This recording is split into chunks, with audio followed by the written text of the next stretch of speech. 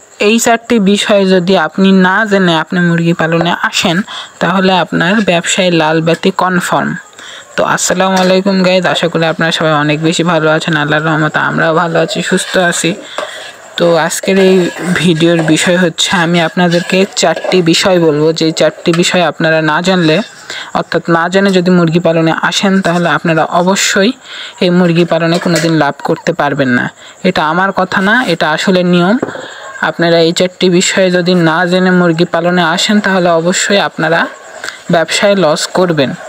তো কোন 4টি বিষয়ের কথা আমি বারবার বলছি। তো এই 4টি বিষয়ের মধ্যে প্রথম একটি বিষয় হচ্ছে মুরগি পালনের জন্য সর্বপ্রথম আপনাদেরকে আপনাদের মুরগি পালার জায়গাটা ভালোভাবে ফিক্সড করতে হবে।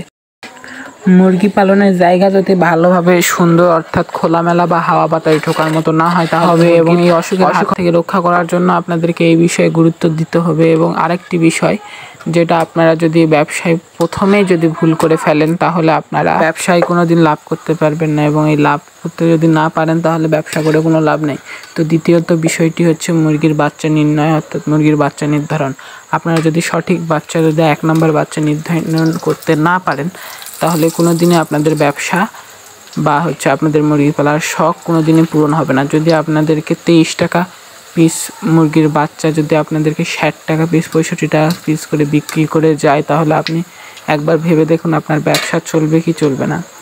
তো 3 নম্বর বিষয় হচ্ছে মুরগিকে 1 নম্বর খাদ্য দেওয়া, অর্থাৎ আপনারা বাসায় যেগুলো মেখে খাওয়াতে চান, অর্থাৎ আপনারা যারা ব্যবসায়ী হতে চান অর্থাৎ মুরগি পালন করে, তারা যদি মুরগির খাবারটি একদম লো কোয়ালিটি কিনেন তাহলে আপনারা বা বাসায় মেখে খাওয়ান অন্য কোনো ভুসি টুসি দিয়ে, তাহলে আপনাদের মুরগির বাচ্চার খুব একটা ওজন বৃদ্ধি পাবে না। আপনাদেরকে ফুল ফিডের উপর ভিত্তি করে মুরগি পালনে আসতে হবে যদি আপনারা ব্যবসার মধ্যে ঢুকতে চান। এবং এই খাবার নির্ণয়ের জন্য কিছু বড় বড় খাবারের ব্র্যান্ড রয়েছে। তো তাদের নাম হচ্ছে কাজী, নারিশ, এ ধরনের, যেগুলো বাজারে খুব সচরাচর পাওয়া যায়। তো এগুলোর এক একটা বস্তার দাম 3500 অর্থাৎ 3400-3500 টাকা করে। তো আপনারা এগুলো কিনে নিতে পারেন।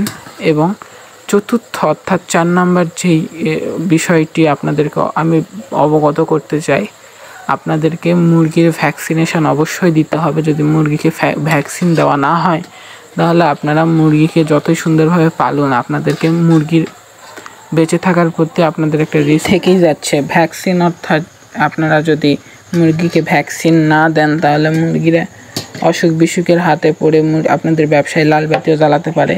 তো আপনাদের যদি এই ভিডিওটা ভালো লেগে থাকে তাহলে অবশ্যই আমার চ্যানেলটাকে সাবস্ক্রাইব করে আমার পাশে থাকুন, এবং এ ধরনের আরও ভিডিও আছে আমার চ্যানেলে দেখে